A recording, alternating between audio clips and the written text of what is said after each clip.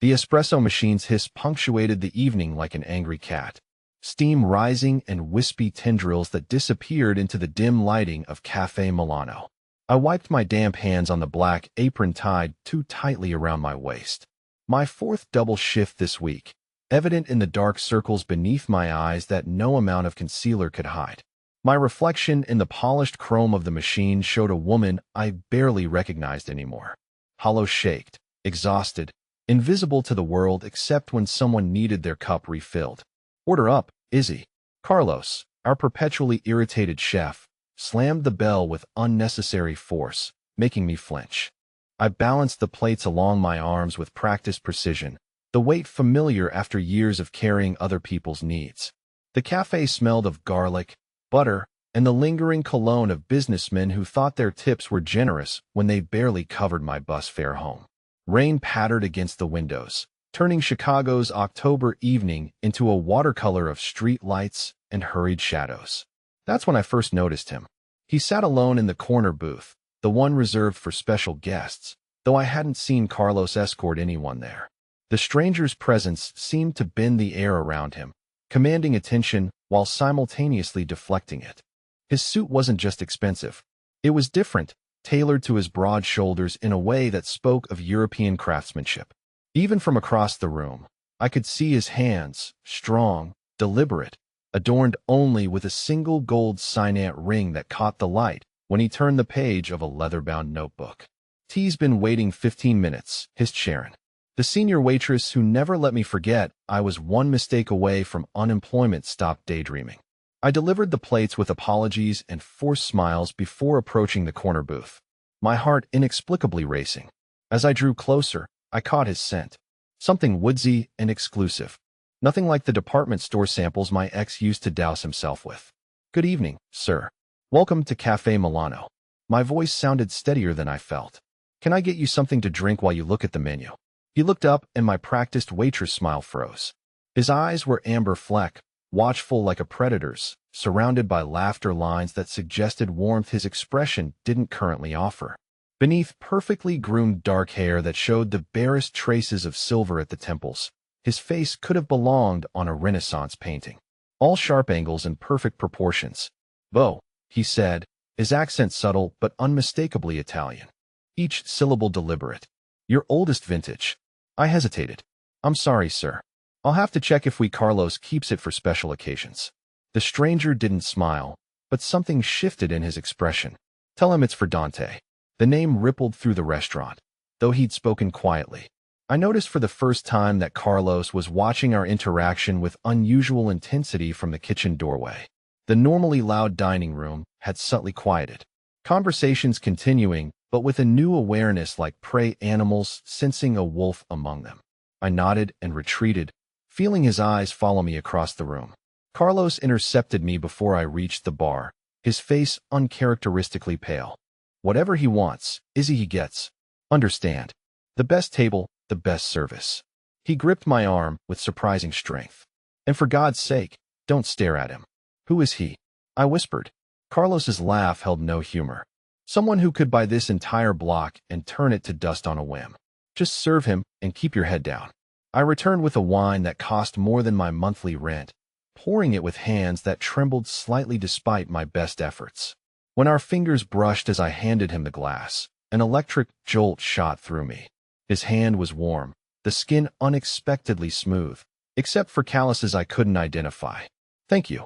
His eyes lingered on my face, then dropped to my name tag, Isabella. The way he pronounced my full name, not the shortened version everyone used, sent a shiver down my spine. No one had called me Isabella since my grandmother passed away. "Just Izzy is fine," I said immediately, regretting the correction when his eyebrow arched slightly. "I prefer Isabella." There was no room for negotiation in his tone. "It suits you better."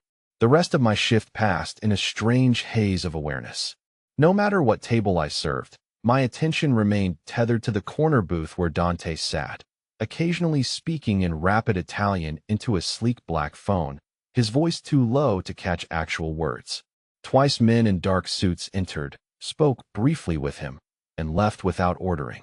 The second man slipped him a small envelope that disappeared inside his jacket. By 11 o'clock, The restaurant had emptied, except for his table. Carlos had already sent the kitchen staff home, but insisted I stay until our mysterious guest decided to leave. I wiped down tables and restocked silverware, hyper-aware of being watched, but not brave enough to meet his gaze directly. The bell over the door jangled harshly, breaking the silence. 3 men stumbled in, their loud voices and unsteady movements marking them as drunk before I even caught the sour smell of alcohol that accompanied them. "Kitchen's closed," I said automatically, moving toward them to block their path further into the restaurant. "We don't want food, sweetheart." The tallest one grinned, revealing a gold tooth. "Just a little conversation."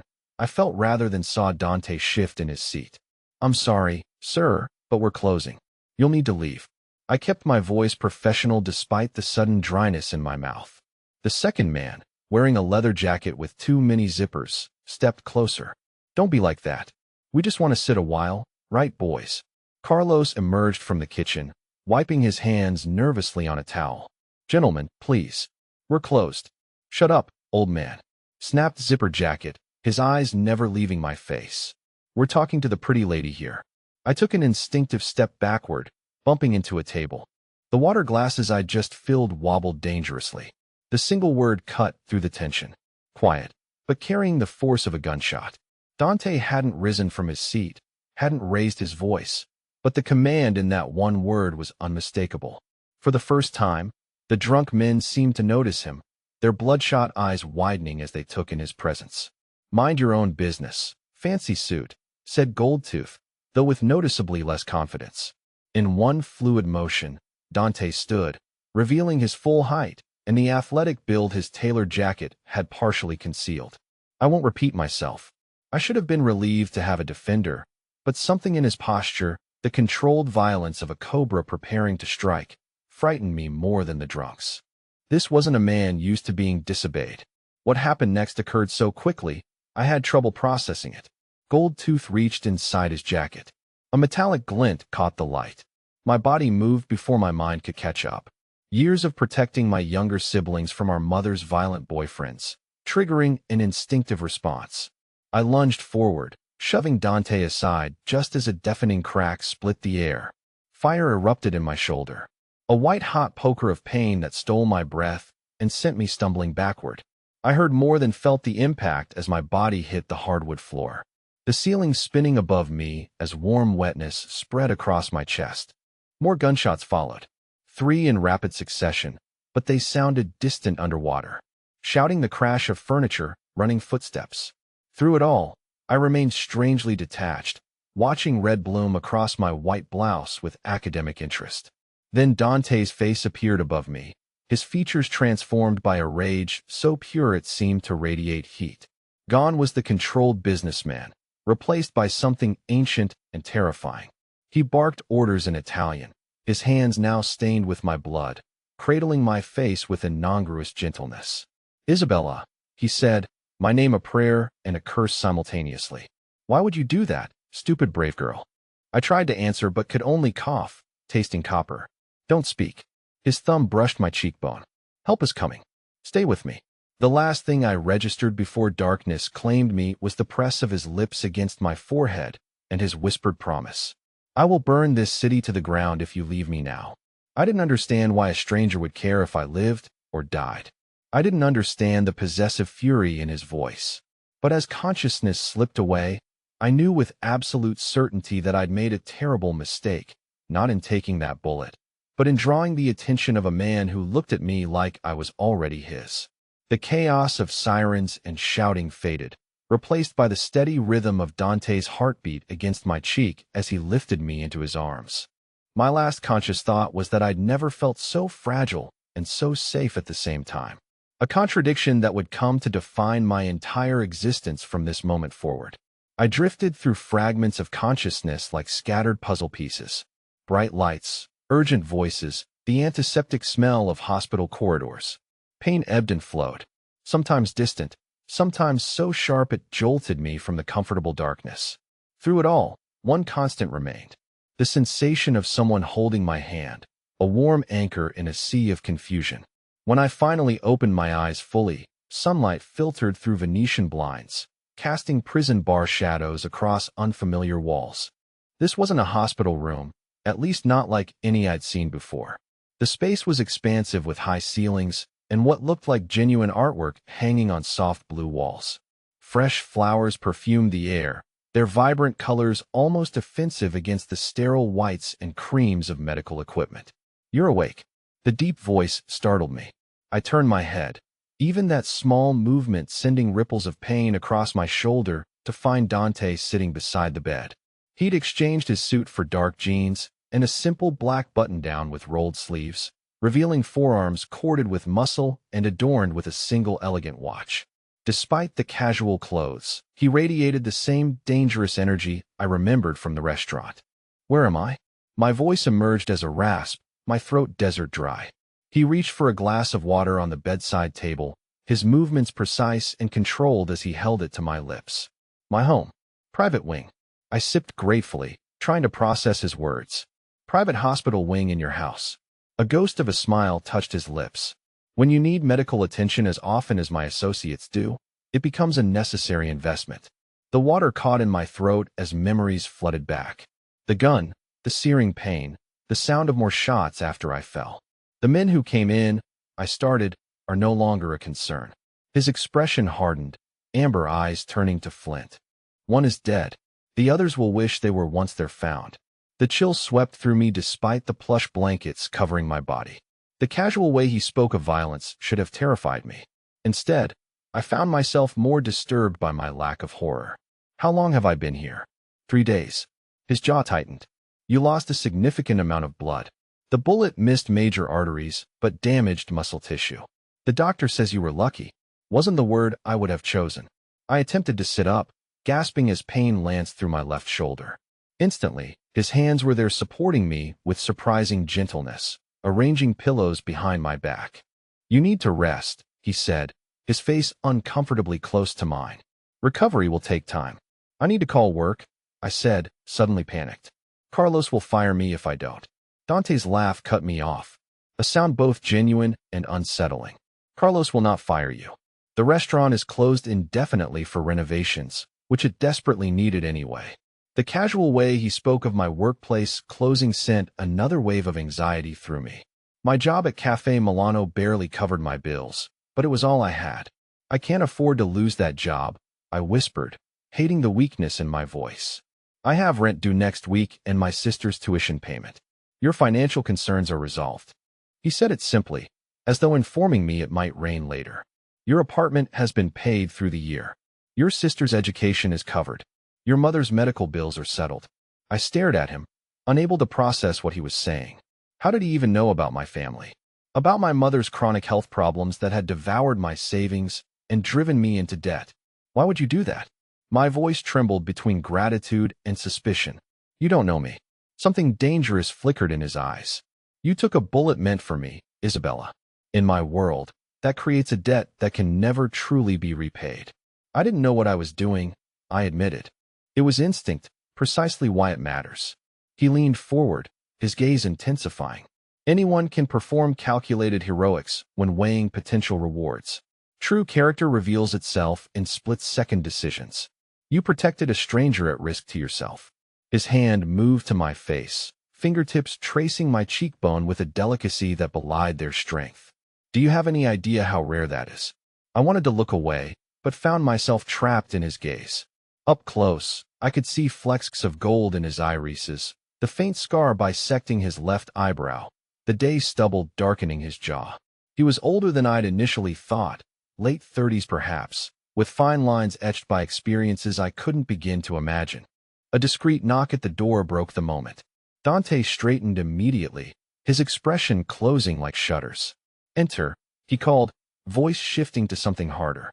A man in a tailored suit stepped in, nodding respectfully to Dante before his eyes flickered to me with undisguised curiosity. "Sorry to interrupt, boss. Sergio's here with the information you requested." "I'll be right out," Dante replied, dismissing him with a slight gesture. The man retreated, closing the door silently behind him. "Boss," I echoed, feeling suddenly small in the large bed. Dante studied me for a long moment, calculation evident behind his steady gaze. I think you've realized I'm not simply a restaurant patron. Isabella, who are you? I asked, though I wasn't certain I wanted the answer. He stood, smoothing non-existent wrinkles from his shirt. Rest now. We'll talk more when you're stronger. The firmness in my voice surprised us both. I'm lying in your home, apparently indebted to you for things I never asked for. I deserve to know who you are. For a heartbeat, anger flashed across his features. The instinctive reaction of a man unaccustomed to being challenged. Then, unexpectedly, he smiled. A genuine expression that transformed his face from intimidating to devastating. Dante Moretti, he said, inclining his head slightly as though we were being formally introduced at a cocktail party rather than in a sick room. My family oversees certain business interests throughout the Midwest. The deliberate vagueness wasn't lost on me. You're in the Mafia. His smile didn't falter, though it took on an edge. Such an American term. We prefer familia. Family. A hysterical laugh bubbled up from my chest, sending fresh pain through my shoulder. I took a bullet for a Mafia boss. This can't be happening. And yet here we are. He checked his watch.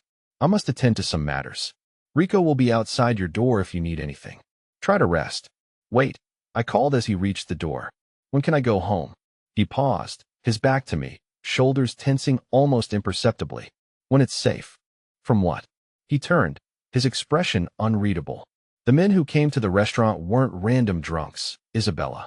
They were sent by someone who wants me dead. Someone who now knows your face. Cold dread settled in my stomach. Because I helped you. Because you saved me. His voice softened. And in doing so, you placed yourself in a game with rules you don't understand and players who won't hesitate to use you against me. I never asked to be part of your world, I whispered. Few do. His smile held no humor now. Yet here you are regardless. After he left, I sank back against the pillows, mind racing despite the medication dulling my senses. Outside my window lay a manicured garden surrounded by high stone walls. Beyond those walls was my life, modest and struggling, but mine. Somehow, I knew returning to it would be far from simple. Sleep claimed me eventually, dragging me into dreams where I ran through endless corridors, pursued by faceless men, while Dante watched from the shadows, waiting to catch me when I fell. I woke to darkness, momentarily. Disoriented by the unfamiliar surroundings, a small lamp glowed softly on the bedside table, illuminating a tray with covered dishes. The smell of food made my stomach growl, reminding me I hadn't eaten a proper meal in days. As I reached for the tray, movement in the corner of the room startled me. Dante sat in a leather armchair, reading glasses perched on his nose as he reviewed documents. He looked up at my movement, removing the glasses in one smooth motion. You should eat, he said, nodding toward the tray. The doctor says you need to regain your strength. Have you been watching me sleep? I asked, unsure whether to be disturbed or comforted by his presence. Not continuously. He set his papers aside. I have a business to run. Right, your business. I couldn't keep the sarcasm from my voice as I uncovered a bowl of what appeared to be homemade soup, steam rising in fragrant tendrils. He observed me with that unnerving stillness. You disapprove of organized crime. Generally, yes. Yet you saved the life of a man you suspected was dangerous. I sipped the soup, rich chicken broth with delicate pasta, buying time to consider my response. I didn't think about it. I saw someone in danger and reacted. Exactly. He leaned forward. Pure instinct, no calculation. It's what makes you exceptional. The intensity in his voice made me uncomfortable. I focused on my soup, avoiding his eyes. I'm not exceptional. I'm a waitress with a mountain of debt and a bullet hole in my shoulder. Not anymore. My spoon clattered against the bowl. What does that mean? He stood, moving to the foot of my bed with that predatory grace that seemed to be his default. It means your life as you knew it is over, Isabella. Whether you intended it or not, you've been drawn into my world. I don't want to be in your world, I protested. Few choices remain once you've saved a man like me. His hands gripped the footboard, knuckles whitening slightly. There are protocols, expectations. You're now under my protection, which means you're also under my authority. I'm not yours to command, I said, heart racing at the implied threat beneath his words. Something darkened in his expression. Everything in my territory is mine to command. I'm not a thing, I whispered, fear and indignation battling within me. He moved suddenly, circling the bed until he loomed over me, close enough that I could feel the heat radiating from his body. No, you're not a thing. You're infinitely more valuable and more dangerous. Without warning, he sat on the edge of the bed, the mattress dipping under his weight. His hand captured my chin, tilting my face up to meet his gaze. Do you know what happens to people who save the lives of men in my position, Isabella? I shook my head slightly, constrained by his grip. They become liabilities, potential weaknesses that enemies can exploit. His thumb traced my lower lip. The touch so light it might have been imaginary. The smart move would be to eliminate that liability. Fear constricted my throat. Are you going to kill me? The question hung between us, heavy with possibility. Then Dante laughed, the sound warming the room despite its edge of danger. Kill you? No, little lioness. I'm going to keep you. His hand slid from my chin to cut my cheek. The gesture possessive yet oddly tender. Close to me, where I can ensure your safety. Where no one can use you against me. Where I can watch over what's mine. I'm not yours, I repeated, though the words sounded hollow even to my ears. His smile was that of a predator who knows its prey is already cornered. You became mine the moment you stepped between me and that bullet. The sooner you accept that reality, the easier your adjustment will be. And if I refuse to accept it, I challenged. Recklessness born of fear making me brave. His expression softened, thumb brushing away a tear I hadn't realized had fallen. Then we have a problem, Isabella. Because while I admire your spirit, I will not risk your safety or mine by allowing you to walk away. The gentle touch bell.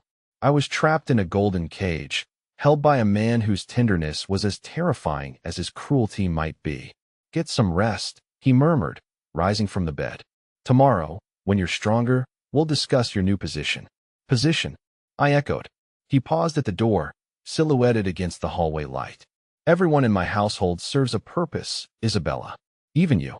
As the door closed behind him, I realized I had exchanged one form of servitude for another. From waitress to whatever Dante Moretti decided I would become. The difference was that at Cafe Milano, I could quit. Something told me that walking away from Dante wouldn't be nearly so simple. Morning arrived with a gentle knock and the entrance of a slender woman in a crisp uniform carrying fresh towels and a garment bag. Good morning, Miss Isabella. I am Francesca, she said, her Italian accent more pronounced than Dante's. Moretti asked me to help you prepare for the day. Prepare for what? I asked, struggling to sit up. Francesca smiled, though it didn't quite reach her eyes. Mr. Moretti wishes to introduce you to the household staff this afternoon. He thought you might appreciate assistance with bathing given your injury. The thought of meeting staff while looking like a hospital patient made me grimace. I nodded gratefully, allowing Francesca to help me from the bed. My legs trembled, weak from disuse, and my shoulder throbbed despite the medication coursing through my system. The bathroom attached to my room was obscenely luxurious.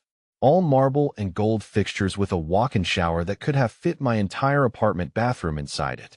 Francesca helped me undress, her professional demeanor never wavering, despite the ugly bruising that spread from my bandaged shoulder down my side, like watercolor on wet paper. How many people work here? I asked as she washed my hair, careful to keep soap from my wound. At the main house. 22, she replied. Plus security rotation main house. I echoed, trying to imagine a place large enough to require 22 staff members. Francesca hesitated before answering. Moretti owns several properties. This is his primary residence in Chicago. After the bath, she helped me into unfamiliar clothes, silk pajamas, and a cashmere robe that slipped like water against my skin. The garments fit perfectly, raising uncomfortable questions about how Dante knew my size. These aren't mine, I said. Moretti had them delivered yesterday. Francesca brushed my hair with gentle strokes. He's very attentive to details. The way she said it suggested this attentiveness wasn't always directed toward clothing. I swallowed my next question, unsure I wanted the answer. Francesca led me not back to bed, but to a chaise lounge positioned by the window, where sunlight illuminated a beautiful garden beyond. The grounds extended far beyond what I'd glimpsed yesterday, with manicured lawns giving way to what appeared to be a small orchard in the distance. Would you like breakfast now? Francesca asked, arranging pillows to support my injured side. My stomach growled in response. Yes, please. She returned minutes later with a tray of pastries, fresh fruit, and coffee that smelled divine. As I ate, I caught sight of movement in the garden below. Dante, dressed in athletic clothes, sparring with a younger man on a gravel terrace. Even from a distance, the controlled power in his movements was mesmerizing. He moved like someone who had spent a lifetime learning how to hurt people efficiently. He trains every morning, Francesca said, following my gaze. No matter where in the world he is, who is he fighting with? Luca, his nephew and head of security. As she paused, something like warning in her tone. Moretti is very protective of his family. Before I could ask more, the sparring session ended. Dante clapped the younger man on the shoulder, then glanced up directly at my window. Even from this distance, I felt the weight of his gaze. He raised a hand in greeting, a gesture so normal it seemed out of place coming from him. Francesca cleared her throat. I'll return in an hour to help you dress for your meeting. Left alone, I sipped my coffee and tried to make sense of my situation. 3 days ago, I'd been a waitress worried about making rent. Now I was recuperating in a Mafia boss's mansion, wearing clothes that probably cost more than my monthly salary, about to be introduced to the household. The surreality of it all hit me in waves. I was still contemplating my bizarre circumstances when the bedroom door opened without a knock.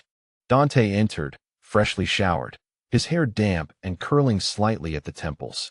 He'd exchanged his workout clothes for dark slacks and a light blue button-down. The sleeves rolled to expose those same muscular forearms I'd noticed yesterday. You're looking better today, he said, assessing me with a sweep of his gaze that felt almost physical. How's the pain? Manageable, I replied, suddenly conscious of my casual attire. Thank you for the clothes. They suit you. He moved to the window, standing close enough that I caught the scent of his soap. Something citrusy and expensive. Did you sleep well? As can be expected. I sat down my coffee cup, needing something to do with my hands. Francesca mentioned you want me to meet the staff. He nodded, still looking out at the garden. They need to know your position in this household. There was that word again, position. And what exactly is my position? He turned to face me, expression unreadable. That depends on you. I don't understand. My enemies believe you're significant to me. He stated this like an irrefutable fact. After what happened at the restaurant, your connection to me has been noted. Whether you like it or not, you're now perceived as valuable or dangerous, depending on who's looking. I swallowed hard because I saved your life. Because you saved my life without knowing who I was. His eyes darkened. If you had known, your actions could be interpreted as serving your own interests. But you didn't know. You acted purely to protect another human being. At great risk to yourself, he moved closer, his presence overwhelming in the confined space. Such selflessness is rare in my world. It makes you both precious and a target. I don't want to be either, I whispered. What you want ceased to matter the moment that bullet entered your shoulder. His voice remained gentle despite the harshness of his words. Now we must deal with what is. And what is that exactly? I asked, unable to keep frustration from my voice. You have 3 options. He counted them off on his fingers. 1. You join my household in an official capacity. Perhaps as my personal assistant, you would have protection, comfort, and my resources at your disposal. What would I have to do as your assistant? I couldn't keep suspicion from my tone. Nothing inappropriate, Isabella. I don't force women into my bed. Heat flooded my cheeks. I didn't mean you did. He interrupted. And it's a fair concern, but I'm a businessman, not a monster. My assistant manages my schedule, handles correspondence, accompanies me to certain functions. It's a position of trust. And the second option? I asked, eager to change the subject. You leave. His expression hardened. With a new identity, in a new city, under my distant protection. You'd never return to Chicago or contact your family again. My heart stuttered. That's not an option. My sister needs me. My mother would be provided for. He finished. But you'd never see them again. It's the only way to ensure their safety as well as yours. Panic clawed at my throat. You said there were 3 options. Something dangerous flashed in his eyes. The third option isn't really an option at all. If you refuse the first 2, if you attempt to return to your old life without precautions, my enemies will find you. They will use you to get to me, and they will not be kind. The clinical way he described my potential torture or death sent ice through my veins, so I either work for you or disappear forever. Put simply, yes, he reached out, tucking a strand of hair behind my ear with surprising tenderness. Though I hope you'll see it as more than mere employment. I protect what's mine, Isabella. My family, my people, those under my care want for nothing.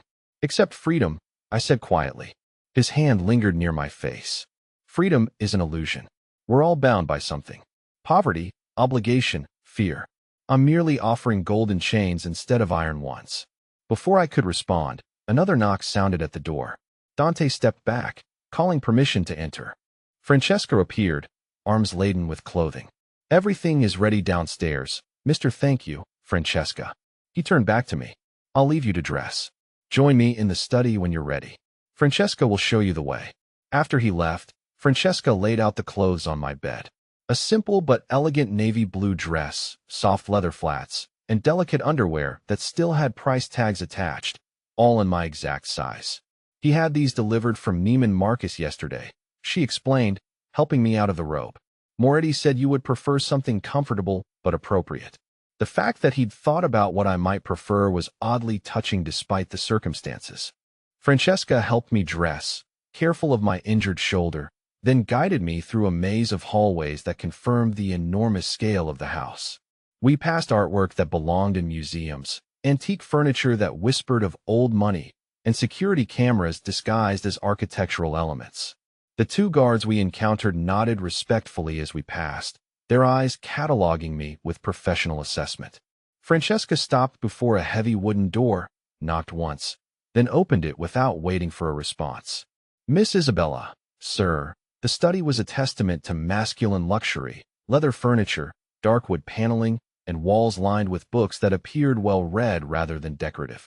Dante stood at a large desk, conversing quietly with three men who turned to stare as I entered. Thank you, Francesca, Dante said, dismissing her with a nod before approaching me. Isabella, I'd like you to meet some of my associates. The introductions passed in a blur.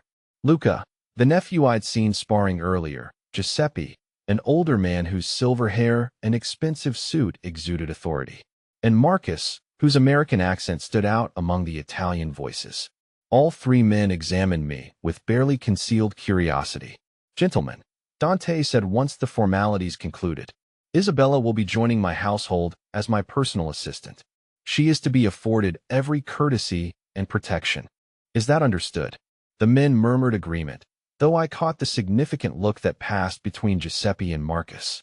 Sir, Giuseppe ventured, perhaps we should discuss the Torino matter before later. Dante cut him off, his tone brooking no argument. For now, I'd like a moment alone with Isabella. The men filed out, Luca pausing to squeeze Dante's shoulder in what seemed a gesture of support or warning. When the door closed behind them, Dante gestured toward a leather sofa. Please sit. You shouldn't be on your feet too long. I sank into the soft leather, overwhelmed by the morning's events. I don't recall agreeing to be your assistant. He poured 2 glasses of water from a crystal decanter, handing me one before sitting opposite me. Would you prefer I introduced you as my hostage? Despite everything, a startled laugh escaped me.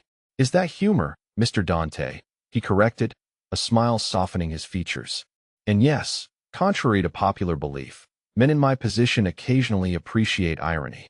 I sipped my water, buying time. You announced my position without consulting me. A necessary formality.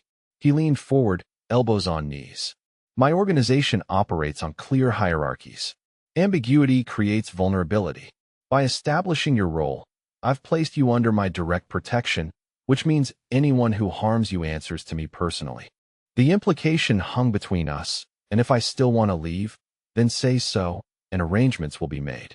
His expression remained neutral, but something in his eyes tightened, though I hope you'll give this arrangement a chance. I asked, genuinely curious. You could have any assistant you wanted. Why keep a waitress with no qualifications who knows nothing about your world? He studied me for a long moment, as though deciding how much to reveal. Several reasons. First, practicality. You've already seen too much. Second, appearances. My reputation would suffer if I failed to reward someone who saved my life. And third, he paused, something shifting in his expression. You intrigue me, Isabella. Your selflessness, your courage, these are rare qualities. His candor surprised me. That's it. I'm an interesting specimen to study. He set down his glass with deliberate care. You're also a beautiful woman who looked at me without fear or calculation, at least initially. Do you know how rarely that happens in my position? Heat crept up my neck at his directness. I'm afraid of you now. Are you? He raised an eyebrow. Or are you afraid of your circumstances? The distinction felt important somehow. Before I could formulate a response, a discreet knock interrupted us. Come, Dante called. Luca entered, his expression grim. Sorry to interrupt, uncle. There's a situation that requires immediate attention. Dante stood immediately. What kind of situation? Torino's men were spotted near Isabella's apartment building. They've been asking questions about her. Luca's eyes flicked to me briefly. They know she survived. The temperature in the room seemed to drop several degrees. Dante's posture shifted subtly. The businessman replaced by something more dangerous. How many? For that we identified. Probably more watching. Put Lorenzo's team on surveillance. I want to know everyone who goes in or out of that building. Dante's voice remained calm, but his hands had clenched into fists. And double security here. No one enters the grounds without my explicit approval. Luca nodded, retreating from the study without another word.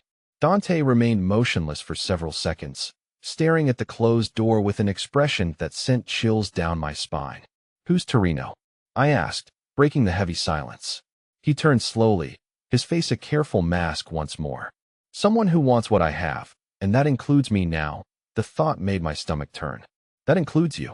He crossed to a cabinet, withdrawing a leather folder. Which brings us back to your decision. I need your answer, Isabella. Now, the choice wasn't really a choice at all. But I couldn't bring myself to say the words he wanted to hear. I need to talk to my sister first to explain why I've disappeared. Something softened in his expression. Of course, family is important. Can I see her? I asked, hope flaring briefly. Not yet. He held up a hand to forestall my protest. It's too dangerous while Torino's men are watching.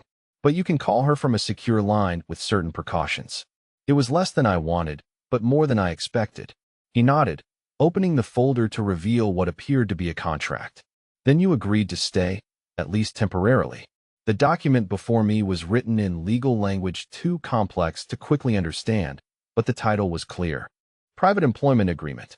What exactly does this commit me to? I asked, scanning the dense paragraphs. Standard terms of employment, confidentiality, loyalty, duties as my assistant. He pointed to several highlighted sections.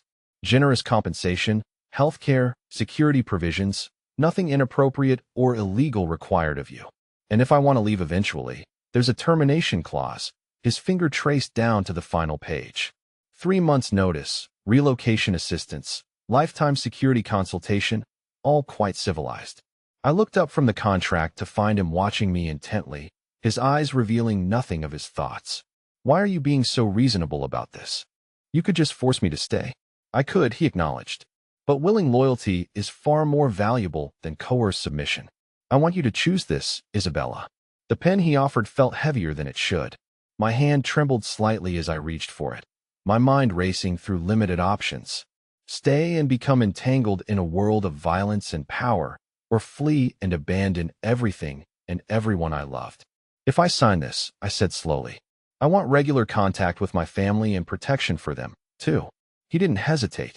Anything else? I took a deep breath. I want your word that you won't ask me to do anything that violates my conscience. Something like respect flickered in his eyes. You have it. I never intended to corrupt you, Isabella. Your moral compass is precisely what makes you valuable. With a sense of sealing my fate, I signed the contract.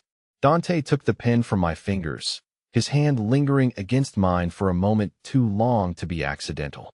Welcome to the family, Isabella. The way he said it sounded more like a claim than a greeting.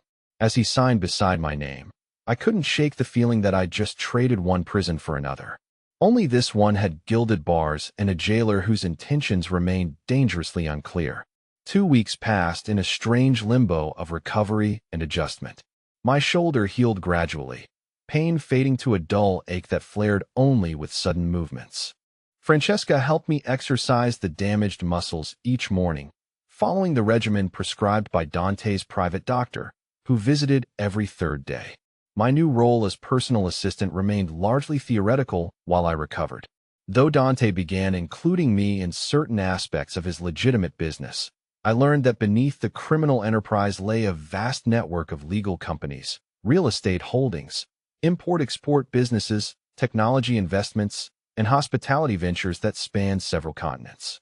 Most of what I do is perfectly legal, he explained one afternoon as we reviewed property acquisitions in his study. The other activities simply expedite processes that bureaucracy tends to complicate.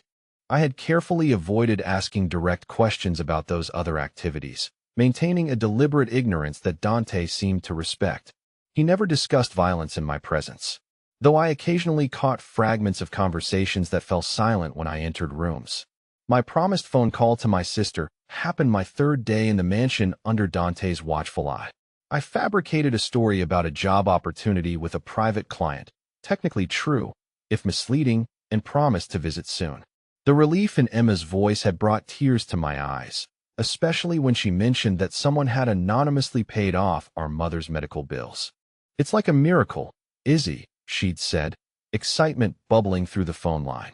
"Mom can finally get that surgery she's been putting off. The hospital said everything's covered. Past and future treatments."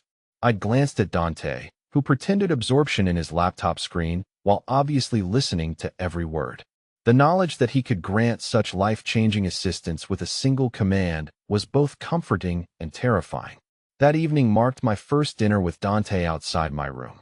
He'd insisted I join him in the formal dining room, though he dismissed the staff after they served our meal. "You've been cooped up too long," he said, pouring wine into crystal glasses that caught the candlelight. "Besides, we should celebrate your recovery." "I'm hardly recovered," I replied, gesturing to the sling still supporting my arm. "But improving." His eyes softened in the dim light. "You're stronger than you know, Isabella." Throughout dinner, I found myself increasingly conscious of his gaze, the way it lingered when I spoke, how it traced the movement of my hand as I raised my wine glass. I'd noticed his attractiveness from the first moment in the restaurant, but proximity had only intensified its effect. The dangerous edge that surrounded him like an aura should have repelled me. Instead, I found myself drawn to the contradictions he embodied. Ruthless in business, yet surprisingly gentle with me, commanding with his subordinates, yet attentive to my comfort. "Tell me about your family," he said, as we finished our meal, settling back with a glass of amber liquor. "You rarely speak of them." The request seemed innocuous, but instinct told me to be cautious. "There's not much to tell. My sister is 19, studying nursing. My mother has lupus, which has gotten worse over the years. My father left when I was 12, and you became the provider." It wasn't a question. I nodded, uncomfortable with his perception. "Someone had to pay the bills. You sacrificed your own opportunities." Again, not a question. I did what was necessary. I studied his expression, trying to understand his interest. "Why do you want to know this?" He swirled his drink thoughtfully. "I'm trying to understand you. The woman who would step in front of a bullet for a stranger. I told you it was instinct. Born from years of protecting others." He leaned forward, eyes intent. "You've spent your life shielding people, haven't you? Your mother from financial ruin, your sister from missed opportunities, even your customers at the restaurant. I watched you for weeks before that night. The way you diffused situations, managed difficult patrons, protected the younger staff. My pulse quickened. You were watching me before the shooting." A faint smile touched his lips. "Cafe Milano has excellent risotto. I have a standing reservation every Tuesday. I never noticed you before that night," I said, then winced at how that sounded. "You weren't meant to." His smile deepened, revealing a dimple in his right cheek I hadn't noticed before. "Though I noticed you immediately, the waitress who treated everyone with equal respect, regardless of their tab, who slipped extra bread to the old man, who ordered only soup, who absorbed Sharon's pettiness without complaint." Discomfort crept along my spine. "How often were you there?" "Often enough to know your extraordinary and ordinary circumstances." He set down his glass with careful precision. "Which makes me wonder how extraordinary you might be in extraordinary circumstances." Before I could respond to this unsettling observation, the dining room door opened. Luca entered, his expression tense. "Sorry to interrupt, Uncle." His eyes flickered briefly to me. "There's a situation that requires your attention." Dante's demeanor shifted instantly, warmth replaced by cool authority. "Excuse me, Isabella. Enjoy your dessert. I may be a while." After they left, I abandoned any pretense of eating, retreating to my room where I paced the plush carpet, my thoughts racing. Dante had been watching me long before the shooting. Had the drunk men been part of some elaborate test? No, his rage that night had been too genuine, his concern during my recovery too consistent. Sleep eluded me that night, my mind replaying every interaction with Dante, searching for hidden motives. Dawn found me exhausted but resolved. I needed more information about the man who now controlled my life. Over the following days, I began paying closer attention to the household rhythms. I noted which staff members seemed most approachable, which areas of the mansion saw the heaviest security, which times Dante was most likely to be occupied with business. Francesca proved a valuable, if reluctant, source of information. While helping me dress one morning, she mentioned that she'd worked for the Moretti family for 15 years. You must know Dante well, I ventured, keeping my tone casual. Her hands paused briefly at my shoulder. Moretti is a private man, but fair, I pressed. As an employer, she resumed her task, securing the sling with practiced movements. More than fair, when my husband became ill 3 years ago, Mr. Moretti arranged specialists from Europe, paid for experimental treatments not covered by insurance. Gabriella is alive because of him. The genuine gratitude in her voice wasn't what I expected. He takes care of his people. Loyalty flows both ways in this house, she said, meeting my eyes in the mirror. Remember that, Miss Isabella. The warning or advice lingered as I made my way to Dante's study for what had become our morning routine. He would review overnight reports while I organized his correspondence and schedule, learning the complex web of his business interests. I found him standing at the window, phone pressed to his ear, tension evident in the set of his shoulders. He acknowledged my entrance with a slight nod, but continued his conversation in rapid Italian. Though I couldn't understand the words, the cold anger in his tone required no translation. When he finally ended the call, he remained silent for several moments, staring out at the garden. Is everything all right? I asked, setting my tablet on his desk. Torino's men made another attempt to access your apartment yesterday. His voice was eerily calm. They were dissuaded by my security team. A chill ran through me. He turned, his expression carefully neutral. It means the situation is escalating. Torino senses weakness. Because of me. The realization settled like lead in my stomach. Not because of you, he corrected sharply. Because of what you represent. Which is what exactly? He approached slowly, stopping close enough that I had to tilt my head to maintain eye contact. A change in pattern. For years, I've maintained certain boundaries. No attachments outside the family. No vulnerabilities that could be exploited. I'm not an attachment, I protested. I'm your employee. We both know you're more than that, Isabella. My heart stuttered at his directness. I don't understand what you want from me. Neither do I. The admission seemed to cost him something, which is precisely the problem. Before I could respond, Luca appeared in the doorway, his expression grim. They found Lorenzo. Dante's entire demeanor transformed, a cold mask sliding into place. Abandoned warehouse near the river. He's alive, but barely. They're bringing him in now. Prepare the medical wing. Dante grabbed his jacket from the back of his chair and called Torrio. Tell him to bring everything. This wasn't a random attack. As he moved toward the door, he paused beside me. Stay in your room until I come for you. Lock the door. Open it only for Francesca or myself. What's happening? I asked, fear closing my throat. His hand brushed my cheek briefly. Nothing you need to concern yourself with. Just stay safe. After he left, I returned to my room as instructed, but anxiety made confinement unbearable. Hours passed with no word. Twice I heard hurried footsteps in the corridor, urgent voices speaking in Italian. When Francesca brought lunch, her usual warmth was replaced with distracted efficiency. Is Lorenzo all right? I asked as she turned to leave. She paused, conflict evident in her expression. The doctors are with him. Why would someone hurt him? Francesca glanced at the door, then lowered her voice. He was watching your apartment building. One of Mr. Moretti's most trusted security men. The implication hit like a physical blow. Someone hurt him because of me. Not because of you. She echoed Dante's earlier words. Because of his loyalty to Mr. after she left, guilt and fear warred within me. A man was fighting for his life because he'd been protecting me, or rather protecting Dante's interest in me. The artificial bubble I'd been living in for 2 weeks suddenly felt dangerously thin. Night fell with still no word from Dante. I dozed fitfully in a chair by the window, startling awake at every distant sound. Near midnight, my door opened without a knock. Dante stood in the threshold, his appearance shocking after the polished businessman I'd grown accustomed to. His shirt was wrinkled, sleeves rolled to reveal forearms smudged with what looked disturbingly like dried blood. His jaw darkened with stubble, and his eyes held a coldness that made me shrink back involuntarily.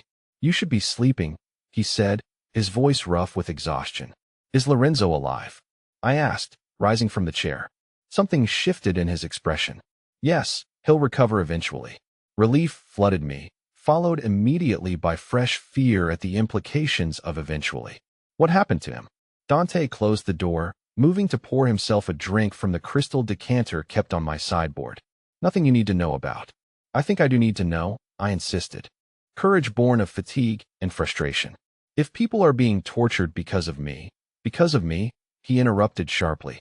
"Make no mistake, Isabella. Lorenzo was targeted because he works for me. You are simply the excuse Torino needed to escalate a conflict that's been brewing for years." "Then let me go?" The words escaped before I could consider their wisdom. "If I'm making things worse," in 2 quick strides, he closed the distance between us, his hands grasping my upper arms with carefully restrained strength. "Let you go now when Torino has proven he'll target anyone connected to me." His laugh held no humor. "He would have you within hours, and he would use you in ways that would make Lorenzo's injuries look merciful." Fear closed my throat, not of Dante, but of the faceless Torino and what he represented. "What does he want?" Dante's grip gentled, one hand moving to brush hair from my face with incongruous tenderness. "What all men like him want: power, territory, respect." His thumb traced my cheekbone. "Me broken or dead." The intimacy of the gesture contrasted sharply with his words, leaving me disoriented. "And what do you want?" Something shifted in his gaze, hardness giving way to an emotion I couldn't identify. "Right now, to keep you safe. To end Torino before he hurts anyone else under my protection." His hand slid to cut my neck, warm and possessive, and to understand why. After years of perfect control, I find myself making decisions based on a waitress who looked at me without fear. The raw honesty in his voice stripped away my defenses. "I'm afraid now." His eyes searched mine. "You're cautious, concerned, but not afraid." "Not of me. That's the problem, Isabella. You should be." Morning light filtered through the curtains when I woke, momentarily disoriented. Memories of the previous night's conversation with Dante flooded back. His blood-stained appearance, the intensity in his eyes when he'd told me I should fear him. Yet, he'd left shortly after, instructing me to rest, his touch lingering on my face like a promise or a warning. The mansion hummed with unusual activity when I ventured out. Security personnel I hadn't seen before patrolled the hallways, speaking in hushed tones into discreet earpieces. In the kitchen, staff worked with nervous efficiency, barely acknowledging my presence as I helped myself to coffee. "Moretti requests your presence in his office," said a voice behind me, startling me into nearly spilling my drink. I turned to find Luca watching me with that same assessing gaze he always used somewhere between suspicion and curiosity. Unlike his uncle, Luca made no effort to disguise his dangerous nature. The gun holstered beneath his tailored jacket was clearly visible as he gestured for me to follow him. "Is everything all right?" I asked as we walked the long corridor toward Dante's wing of the house. Luca's sideways glance revealed nothing. "My uncle will explain." Dante's office differed from his study. Less comfortable, more functional. Maps covered one wall, computer screens another. When we entered, he was standing at a large table with several men I recognized from previous introductions, all bent over what appeared to be blueprints. He looked up, and I was struck by the transformation from last night. Gone was the disheveled, blood-stained man with haunted eyes. This Dante wore an impeccably tailored suit, his hair perfectly styled, his expression controlled and commanding. Only the faint shadows beneath his eyes hinted at a sleepless night. "Isabella," he acknowledged, straightening. "Thank you for coming." The other men stepped back, exchanging glances I couldn't interpret. One by one, they filed out at Dante's slight nod until only Luca remained. "What's happening?" I asked, unable to contain my unease any longer. Dante's expression softened fractionally. "Circumstances have changed. We need to move you to a more secure location temporarily." "Move me." Panic fluttered in my chest. "Where, for how long?" "My estate in Lake Co," he replied, his tone suggesting this should reassure me. It's remote, heavily secured, and unknown to most outside my immediate circle. It whispered, the reality of my situation crashing down like a physical weight. I can't go to Italy. My family will be protected, he cut in smoothly. I've already arranged for your mother and sister to be relocated to a private medical facility in Arizona. They believe it's part of an expanded healthcare program through your mother's insurance. The casual way he spoke of manipulating my family's lives sent anger surging through me. You had no right to make these decisions without consulting me. I had every right, he countered, voice hardening. Your contract gives me full authority over security measures affecting you and your family. And after what happened to Lorenzo, timing became critical. Luca shifted uncomfortably, drawing my attention. What aren't you telling me? Dante and his nephew exchanged a look laden with unspoken communication. After a moment, Dante nodded. Torino's men left a message with Lorenzo. Luca explained, his voice clinical. Photos of your sister on campus. Your mother outside her doctor's office. They know exactly who matters to you. The room tilted sickeningly. They're going to hurt my family to get to me. Dante corrected, moving around the table to stand before me. You are my perceived weakness. By threatening you and those you love, Torino believes he can control me. Can he? The question escaped before I could reconsider. Something dangerous flashed in Dante's eyes. He certainly thinks so. The implication hung between us. Heavy with meaning I wasn't sure I wanted to understand. Luca cleared his throat. The jet is ready whenever you are, Uncle. Security is in position at both locations. Dante nodded. Give us a moment. After Luca left, silence stretched between us. I hugged my arms across my chest, suddenly cold despite the room's comfortable temperature. How long will we be gone? I finally asked, resignation coloring my voice. Until it's safe to return, he replied. Which wasn't an answer at all. And when will that be? His expression hardened when Torino is no longer a threat. The clinical way he referenced eliminating another human being should have horrified me. Instead, I found myself wondering what it said about my own morality that I felt only relief at the implied violence. I need to pack, I said, avoiding the ethical quagmire our conversation threatened to become. Francesca has prepared everything you'll need. He stepped closer, his voice softening. I understand this is difficult, Isabella. But I promise you, your family will be safe. You will be safe. But you won't be, I said, the realization dawning as I studied his face. You're sending me away while you deal with Torino. I'm sending you away because your presence clouds my judgment, and I need perfect clarity for what comes next. Before I could respond, he reached for my hand, his touch surprisingly gentle as he placed a small object in my palm. I looked down to find a delicate gold ring with a small ruby set in an antique filigree setting. What is this? I asked, confused by the seemingly random gift. Protection, he replied. Everyone in my inner circle wears a symbol of their connection to me. It identifies you as untouchable to those who understand the significance. I stared at the ring, understanding dawning. This marks me as your possession. As under my protection, he corrected, though his eyes told a different story. Were it always, especially in Italy. The weight of the ring felt disproportionate to its physical size as I slipped it onto my right hand. It fit perfectly, of course. Dante left nothing to chance. The car is waiting, he said, stepping back. Luca will accompany you to the airfield. You're not coming. I hadn't expected the sharp disappointment that accompanied the question. I'll join you in a few days, he replied, his expression carefully neutral. Business requires my presence here a little longer. The business of eliminating Torino. I understood without him saying it explicitly. I nodded, suddenly unsure what to say and what could be our final moments if things went wrong. Dante solved the dilemma by closing the distance between us, his hand rising to cup my face with that now familiar possessive gentleness. Be safe, Isabella. Trust no one but Luca and the staff you recognize from here. Before I could respond, he leaned forward and pressed his lips to my forehead. A benediction and a claiming all at once. The gesture left me breathless, confused by the conflicting emotions it triggered. I'll see you in Como, he murmured against my skin, then stepped back, his professional mask sliding seamlessly back into place. Luca appeared at the door as if summoned telepathically. And just like that, I was whisked away from Chicago, from my family, from everything familiar, into a world where I existed solely as an extension of Dante Moretti's will. The journey passed in a blur of private terminals, luxury transportation, and differential staff who never quite met my eyes. Luca remained a constant silent shadow, his vigilance never wavering, even on the private jet where we were alone, except for the crew. It was only as we approached the Italian estate, a spectacular villa perched above Lake Cao's crystalline waters, that Luca finally spoke more than essential directions. "He's never brought anyone here," he said, watching my reaction as the car wound up the Cypress Line drive. "Not in the 5 years since he acquired it." I turned from the window to study his face. "Why are you telling me this?" Luca's expression remained carefully neutral.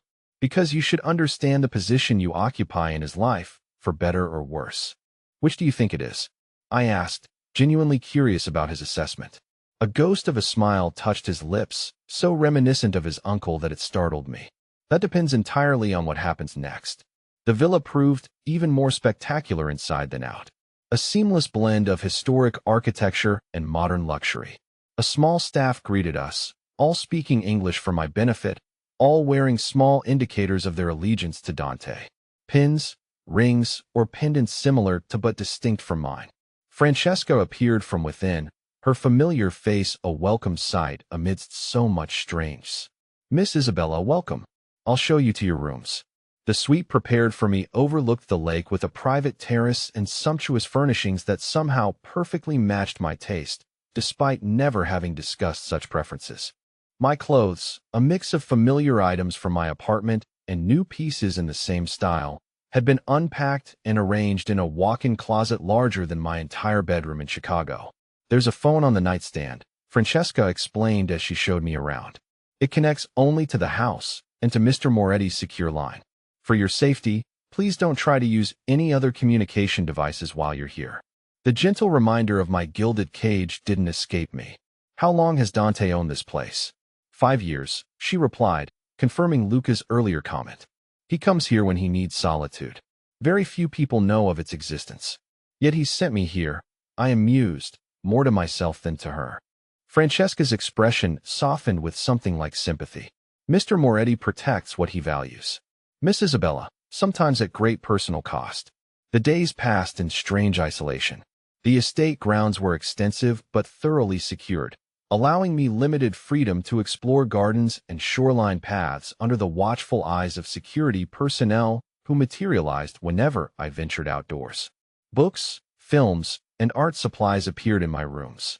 Thoughtful distractions I recognized as Dante's doing. Each evening, the phone would ring precisely at 8 o'clock. Dante's voice thousands of miles away would inquire about my day, my comfort, my needs, everything except what I truly wanted to know. When would this exile end? On the 4th night, the pattern changed. No call came at 8. By 10, anxiety had me pacing the terrace, imagination conjuring increasingly terrible scenarios involving Torino and Dante's fate. Just after midnight, as I finally prepared for bed with resignation, a commotion outside drew me to the window. Headlights swept the driveway as several vehicles approached. Security personnel materialized from the darkness. Positions alert but not alarmed, suggesting expected arrivals rather than threats. I slipped on a robe over my nightgown and ventured into the hallway, drawn by voices speaking rapid Italian downstairs. Francesca appeared from her quarters, hair disheveled from sleep. "Return to your room, Miss Isabella," she urged, her expression tense. "Please, is it Dante?" I asked, already knowing the answer. Before she could respond, the front door opened below, and I leaned over the balustrade to see Dante himself enter, flanked by Luca and 2 security men I recognized from Chicago. Even from above, I could see the weariness in his posture, the careful way he held himself suggesting injury or pain. He looked up as though sensing my presence, our eyes meeting across the distance. Something in his expression shifted, hardness giving way to something softer, more vulnerable. Without a word to his companions, he moved toward the stairs. Francesca discreetly disappeared as Dante reached the landing, leaving us alone in the dimly lit hallway. Up close, the evidence of what he'd been doing was unmistakable. A healing cut across his cheekbone, bruising at his temple, knuckles raw and scabbed. He'd changed from his usual impeccable suits to dark clothing that concealed whatever other injuries he might carry. "You should be sleeping," he said, echoing his words from nights ago in Chicago. "Is it over?" I asked, ignoring his gentle rebuke. Yes, that single syllable contained multitudes. Finality, victory, cost. I didn't ask for details, uncertain whether my reluctance stemmed from moral qualms or self-preservation. "Were you hurt?" I reached toward the cut on his face, stopping just short of touching him. "Nothing serious." He captured my hand, his thumb brushing over the ruby ring he'd given me. "You're still wearing it. You told me to." I reminded him. "And do you always do as you're told, Isabella?" "Rarely," I admitted. "But this seemed important to you." "It was." His voice softened as he tugged gently on my hand, drawing me closer. "It means more than you know to see it on your finger." We stood in silence, the weight of unspoken words hanging between us. So much had changed in the weeks since that night at Cafe Milano. I had changed. My understanding of the world and my place in it transformed by proximity to this dangerous, complicated man. "What happens now?" I finally asked, the question encompassing far more than our immediate future. Dante's free hand rose to cut my face, thumb tracing my cheekbone in that now familiar gesture.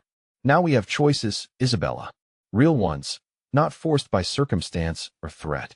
"What choices?" I whispered, pulse quickening under his touch.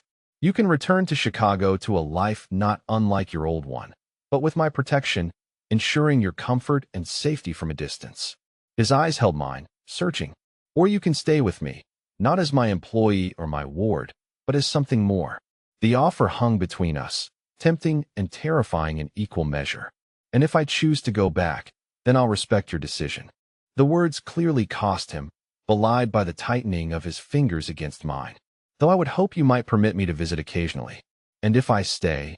I asked, already knowing my decision, but needing to understand what it meant. Instead of answering with words, he closed the remaining distance between us. His lips found mine with gentle pressure that quickly gave way to something more demanding, as my response encouraged him. The kiss deepened, his arms drawing me against him with careful attention to his injuries, yet unmistakable possession. When we finally parted, both breathless, he pressed his forehead to mine. "If you stay, you accept all of me, Isabella, the businessman and the monster.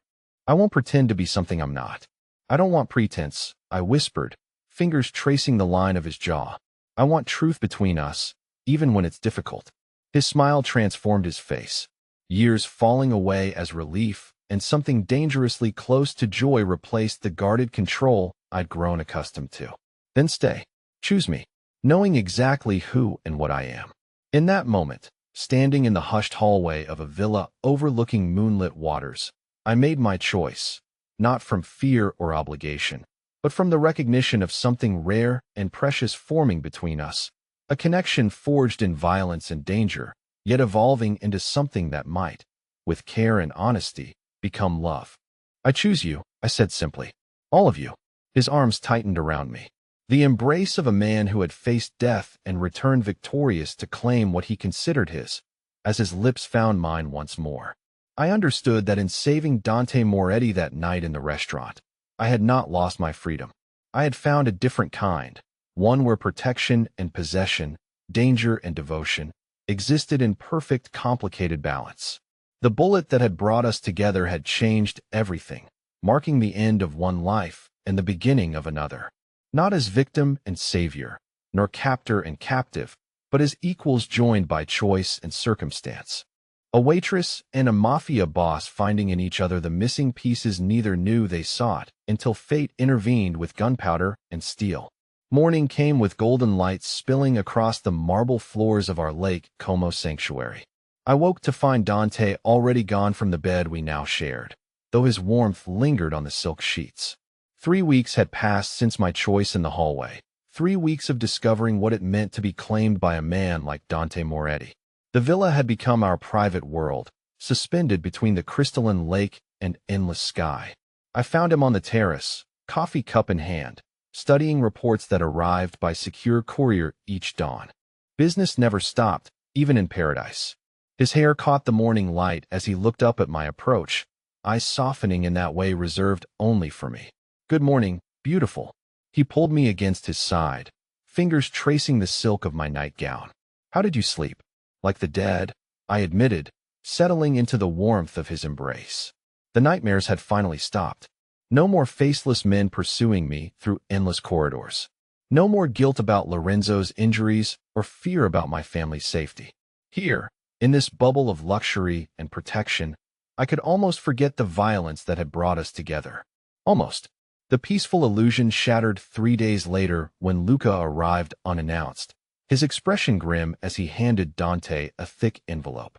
I watched from the garden where I'd been reading, noting how quickly Dante's posture changed as he scanned the contents. Whatever news Luca brought transformed my lover back into the dangerous man I'd first encountered at Cafe Milano. "Uncle, we need to discuss the Chicago situation," Luca said, his voice carrying to where I sat among the roses. "The families are asking questions about your extended absence. Giuseppe sends word that the Calabrians are testing boundaries in the South Side. They think you've gone soft." Dante's laugh held no warmth. "Soft? Because I chose to protect what's mine rather than chase ghosts through warehouse districts. Let them think what they will. Actions speak louder than assumptions." But there was tension in his shoulders now, a restlessness that hadn't been there before. That evening, our intimate dinners were replaced by conference calls that stretched late into the night. I caught fragments of conversations conducted in rapid Italian, voices raised in what sounded like heated debate. When Dante finally came to bed, he was distant, preoccupied by concerns he wouldn't share. The next morning brought unexpected visitors. A sleek yacht appeared on the lake's horizon, growing larger as it approached our private dock. I watched from the villa's upper windows as men in expensive suits disembarked, their movements sharp and purposeful. Francesca appeared at my side, her expression troubled. "Signore Romano and Signore Benedetti," she murmured. "They've come for a meeting." Dante had mentioned these names before. Romano controlled shipping through the Great Lakes. Benedetti managed union interests across 3 states. Both were men whose respect Dante needed to maintain his position within the larger organization. The meeting lasted 6 hours. I remained in my room as instructed, though I could hear the rise and fall of voices from the study below. When silence finally fell, I ventured downstairs to find Dante alone on the terrace, staring out at the water where the yacht was already disappearing into the distance. The rigid set of his shoulders told me the conversation hadn't gone as he'd hoped. "They're concerned about my judgment," he said without turning around. "They think my feelings for you make me weak, vulnerable to emotional manipulation. They suggest I should consider other arrangements for your safety." "Other arrangements meaning what?" I kept my voice steady despite the chill spreading through my chest. "Witness protection. A new identity. Relocation to somewhere they can't find you." His hands gripped the stone railing until his knuckles went white. "They think it's the practical solution. And what do you think?" Everything in me held still, waiting for his answer. "I think," he said slowly, turning to face me with eyes that burned like amber fire, "that they underestimate both of us. You're not going anywhere, Isabella. Not unless you want to." The relief was overwhelming, but it came with the understanding that our peaceful interlude was ending. The real world was intruding, with all its complications and demands. That night, Dante explained the reality of our situation.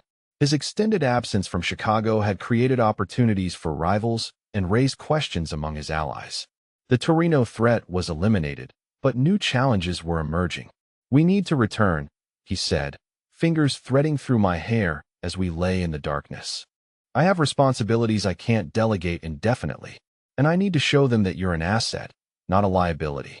2 weeks later, we were back in Chicago, in the mansion I now called home. But everything had changed. Where once I'd been hidden away, protected and isolated, now I was thrust into the center of Dante's business operations. My official title remained personal assistant, but the reality was far more complex. I accompanied him to meetings with legitimate business contacts, learning to navigate the delicate balance between his legal enterprises and the shadow world that funded them. I studied the faces of men who spoke in careful euphemisms, who weighed every word for hidden meaning. I learned to recognize the difference between genuine partners and those fishing for information. Dante was a patient teacher, explaining the nuances of power that governed his world. "This is Benedetto Construction," he said during one afternoon meeting, gesturing to the blueprints spread across his conference table. They build half the luxury developments in the city. Officially, we provide consulting services. Unofficially, we ensure their labor disputes resolve favorably. The distinction between protection and extortion seemed to exist in the spaces between spoken words, in handshake agreements, and understanding looks. I watched Dante transform from the man who held me tenderly in the dark to the figure who commanded rooms full of dangerous men with a single glance. Yet he never left me out of the equation. Isabella will be reviewing the quarterly reports, he announced during a meeting with his financial advisors. She has an excellent eye for detail. The men around the table nodded respectfully, though I caught the questioning glances they exchanged when they thought I wasn't watching. 3 months after our return, Dante surprised me with an invitation I hadn't expected. My sister Emma was graduating from nursing school, and somehow, he had arranged for my attendance. The security was invisible but omnipresent as we sat in the auditorium, watching Emma walk across the stage. My mother, looking healthier than she had in years thanks to Dante's intervention, clutched my hand throughout the ceremony. "This is because of you," she whispered as Emma received her diploma. "The anonymous benefactor who paid for everything." I squeezed her fingers, unable to tell her the truth about where the money had come from. After the ceremony, we went to dinner at an upscale restaurant Dante had reserved entirely for our family gathering. Emma was radiant, talking about her job offers and plans for the future. She had no idea that armed men watched from discreet positions around the dining room, that every entrance and exit was monitored. For a few hours, I could pretend we were just a normal family celebrating a milestone. But normal was no longer part of my vocabulary. The evening was interrupted when Luca appeared at Dante's side, murmuring something that made my lover's expression darken. "We need to leave," Dante said quietly, already signaling for our security detail. "Isabella, say your goodbyes." The urgency in his voice sent ice through my veins, but I managed to hug my mother and sister without betraying my fear. "Everything will be fine," I told them, hoping it wasn't a lie. On the drive back to the mansion, Luca explained the situation. Someone had been asking questions about me at the hospital where my mother received treatment. The same someone had been seen near Emma's school. Our family celebration had been observed, photographed, cataloged by unknown eyes. The threat came from an unexpected source. Vincent Torino, the cousin of the man Dante had eliminated, had emerged from federal prison with a burning need for revenge.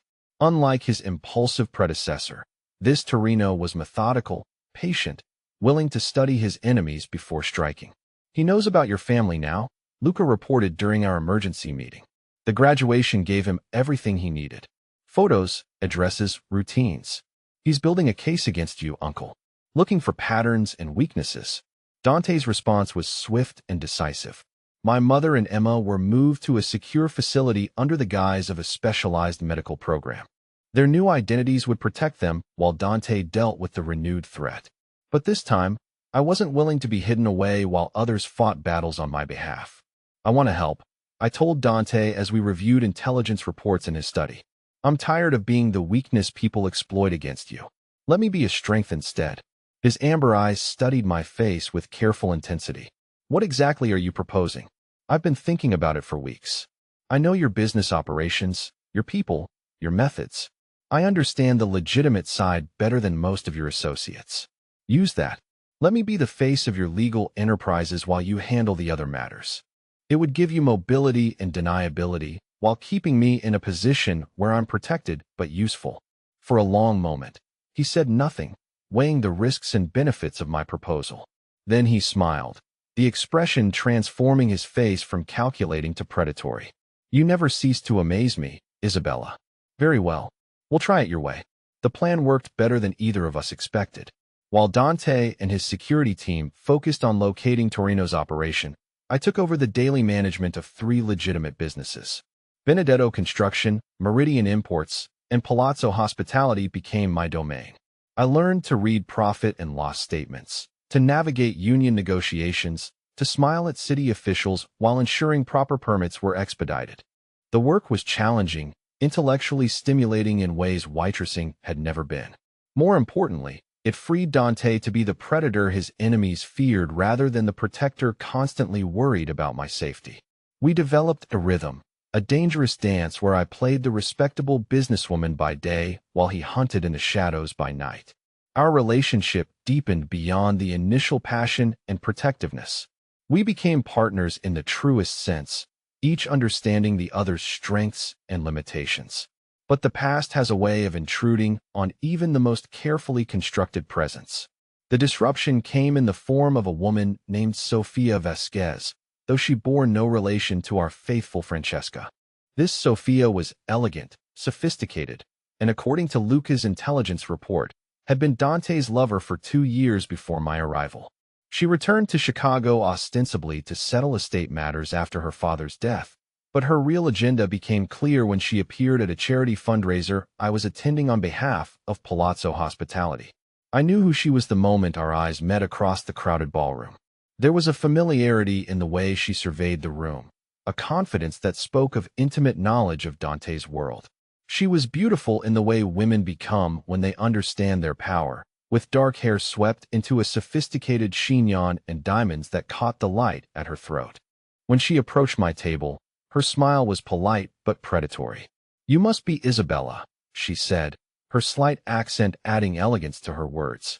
"I've heard so much about you." "And you must be Sophia," I replied, matching her tone despite the way my pulse quickened. "Dante has mentioned you." The conversation that followed was a masterclass in civilized warfare. We spoke of art, of business, of the beautiful autumn weather, while beneath the surface, we evaluated each other with the intensity of competing predators. She knew things about Dante that I didn't, references to shared experiences and private jokes that excluded me entirely. But I had something she'd lost: his present attention, his protection, his claim. The real confrontation came 2 days later when she appeared at the Benedetto construction offices where I was reviewing project timelines. This time, she dispensed with polite pretenses. "You're playing house with a very dangerous man, Isabella. Do you have any idea what he's capable of when he's finished with his toys?"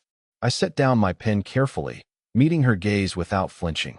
"I'm not playing anything, Sophia. And I'm certainly not a toy." She laughed, the sound crystalline and cutting. "That's what they all think, darling. Until reality sets in and he moves on to the next shiny object that catches his attention. You want to know how I really know Dante? I was there the night he killed his first man. I held his hands while he washed the blood away. That's the kind of intimacy that doesn't fade, no matter how pretty his current distraction might be." Her words were designed to plant doubt, to make me question everything Dante and I had built together. For a moment, they succeeded. That night, I found myself studying his hands as he reviewed reports, wondering what violence they'd committed before they learned to touch me with such tenderness. The uncertainty must have shown on my face, because Dante set aside his papers and gave me his full attention. "What's troubling you?" I told him about Sophia's visit, about her claims and implications. His expression darkened as I spoke, anger building behind his carefully controlled features. When I finished, silence stretched between us for long minutes. "She was part of my life before you," he said finally, "before I understood the difference between possession and partnership. Yes, she was there that night. But she was also the one who suggested I eliminate the liability by killing the witness. You were the one who suggested I find another way. The difference between Sophia and you, Isabella, is that she encouraged the monster while you challenge me to be better. That's why she's threatened by what we have. It's something she never inspired in me and never will." The conversation might have ended there, with reassurances and renewed intimacy, but Sophia wasn't finished. She'd spent years in Dante's world, understood its rhythms and pressures. She knew exactly when and where to strike for maximum impact. The attack came during a meeting with city planning officials, a routine negotiation about permits for a new hotel development. I was representing Palazzo Hospitality, confident in my preparation and understanding of the project details. The meeting was going smoothly until one of the officials mentioned concerns about the company's background checks and financial history. That's when Sophia's poison revealed itself. Someone had been spreading rumors about money laundering, about construction projects funded by illegal activities. The officials were polite but firm. Until these concerns were addressed, all permits would be suspended pending investigation. I maintained my composure throughout the meeting, but inside, I was furious. This was exactly the kind of disruption that could damage both the legitimate business and Dante's reputation within his organization. When I returned to the mansion, I found Dante in his study with Luca and Giuseppe, their expressions grim. The permit situation was just the beginning. Sophia had been busy, using her knowledge of Dante's operations to create problems across multiple fronts. Union issues at construction sites, surprise health inspections at restaurants, increased police attention on shipping operations. Nothing overtly criminal, just enough bureaucratic pressure to suggest someone was providing inside information to authorities. "She's forcing your hand, Uncle," Giuseppe observed, "making you choose between protecting your legitimate interests and dealing with a personal problem." Dante's smile was sharp as a blade. "Then she's miscalculated. Personal problems have a way of becoming business solutions when you know how to handle them properly." The resolution came 3 days later, though I wasn't privy to all the details. What I did know was that Sofia Vasquez suddenly discovered urgent family matters requiring her immediate return to Spain. Her departure was so hasty that she left most of her belongings behind, along with a forwarded apology for any misunderstandings she might have caused. I never asked Dante exactly what conversation led to Sophia's change of heart. Some knowledge carries too much weight, and our relationship had taught me the value of trust over absolute transparency. What mattered was that the threat was neutralized without violence, and the business disruptions ceased as suddenly as they'd begun. But the experience taught me valuable lessons about the price of loving a man like Dante Moretti. There would always be people who resented our happiness, who saw opportunity in our connection. There would always be reminders of the life he'd lived before me, the choices that had shaped him into the man I'd fallen in love with. The true test came 6 months later when Vincent Torino finally made his move. The attack was sophisticated, coordinated, designed to hit multiple targets simultaneously. While Dante was meeting with Romano and Benedetti at a downtown restaurant, armed men struck at 3 of our legitimate businesses. The Benedetto construction office was firebombed. The Meridian Imports warehouse was raided by men wearing police uniforms. The Palazzo Hospitality headquarters, where I was working late on quarterly reports, became a battlefield. I heard the first gunshots from my third-floor office, sharp cracks that echoed through the marble lobby below. Training Dante had insisted upon kicked in immediately. I activated the silent alarm that would bring his security team, then moved to the reinforced safe room hidden behind my bookshelf. Through the security monitors, I watched men in tactical gear systematically searching each floor. They knew the building's layout, had obviously studied their target carefully, but they hadn't expected the building's defensive systems or the speed of Dante's response. The siege lasted 47 minutes. From my hidden position, I coordinated with Luca over encrypted radio, providing real-time intelligence about the attackers' movements. My months of studying Dante's operations had taught me to think tactically, to see patterns and weaknesses others might miss. "There," I whispered into the radio as I watched the monitors. "Third man from the west stairwell. He's favoring his left leg. Wounded or equipment malfunction. And the leader is checking his watch every 3 minutes. They're working on a timeline. Something's supposed to happen soon." The information allowed Dante's team to anticipate and counter the attackers' movements. When the fighting finally ended, 5 men were dead and 2 others in custody. The building was damaged but salvageable. Most importantly, no civilians were injured, and the attackers had found nothing of intelligence value. The safe room had protected me physically, but more than that, I'd proven I could be an asset rather than a liability even in the midst of violence. Dante arrived while police sirens still echoed through the downtown streets. I met him in the lobby, stepping over broken glass and bullet holes to reach his arms. His embrace was fierce, desperate, the grip of a man who'd faced the possibility of losing everything that mattered. When we finally separated, his eyes held a new respect alongside the familiar love and protectiveness. "You did well tonight," he said simply, but the pride in his voice meant more to me than any elaborate praise. The aftermath brought revelations about Vincent Torino's operation. The captured attackers, faced with the choice between Dante's justice and federal prosecution, chose to cooperate with authorities. Their information led to a series of arrests that dismantled Torino's remaining network. The threat that had shadowed our relationship for months was finally, definitively ended. But more than that, The experience had transformed how others in Dante's organization viewed me. No longer was I seen as merely his weakness or his indulgence. Giuseppe began consulting me on legitimate business strategies. Romano requested my input on shipping logistics. Benedetti invited me to union negotiations where my diplomatic skills proved invaluable. I had become what Dante had always claimed I was, an integral part of his world rather than an outsider under his protection. 6 months later, on a spring evening when Lake Como sparkled with reflected starlight, Dante led me to the villa's garden where we'd first kissed. The setting was deliberately romantic, carefully orchestrated, but his nervousness was endearing rather than calculated. "Isabella," he began, then stopped, running a hand through his hair in the gesture I'd learned meant he was struggling with words. "We've built something together that I never thought possible. You've made me want to be the man you see in me rather than the one my enemies fear." He dropped to one knee on the gravel path, producing a ring that caught the moonlight like captured fire. The stone was larger than anything I'd ever imagined owning, but it was the symbolism rather than the size that took my breath away. "Marry me, Isabella. Not because the world expects it or because it offers advantages, but because I can't imagine facing another day without knowing you're truly mine, as I am yours." The proposal was everything I dreamed of and nothing I'd expected. There were no violins or rose petals, no elaborate speeches or public declarations.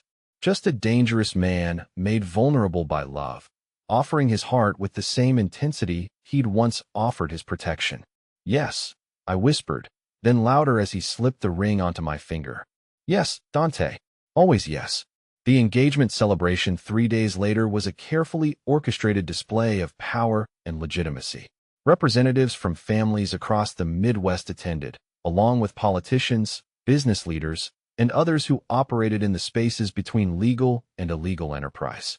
I wore a gown that cost more than my old apartment's yearly rent and smiled until my cheeks ached, playing the role of respectable fiancé while understanding the deeper message being sent. Dante Moretti was no longer the dangerous bachelor whose emotional attachments could be exploited. He was half of a partnership that made both parties stronger. The ceremony itself took place 2 months later at the Lake Como Villa, with a carefully curated guest list that included both family members and business associates. My mother and Emma were there, still believing I'd simply married well rather than understanding the true nature of Dante's empire. The priest who officiated was discreet and well compensated for his willingness to overlook certain aspects of the groom's background. As I walked down the aisle scattered with rose petals from the villa's garden, I reflected on the journey that had brought us to this moment. Less than 2 years ago, I'd been a struggling waitress worried about making rent. Now I was becoming the wife of one of the most powerful men in Chicago, a woman who commanded respect in boardrooms and could coordinate tactical responses during armed sieges. The transformation should have terrified me, but instead, it felt like coming home. This was who I was meant to be, not despite the danger, but because of it. Love with a man like Dante required courage, intelligence, and the willingness to embrace a world where violence and tenderness existed in perfect balance. As we exchanged vows in Italian and English, promising to honor and protect each other until death parted us, I understood that this was more than a wedding. It was a claiming, a public declaration that we belonged to each other completely.